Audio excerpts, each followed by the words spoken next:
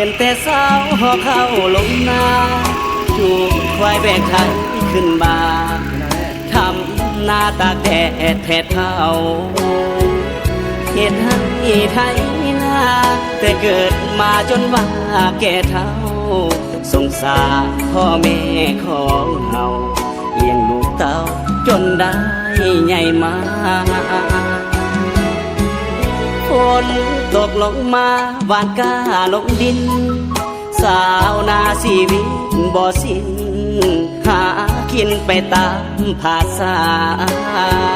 เลี้ยงวัวเลี้ยงควายยามสวยจงควาย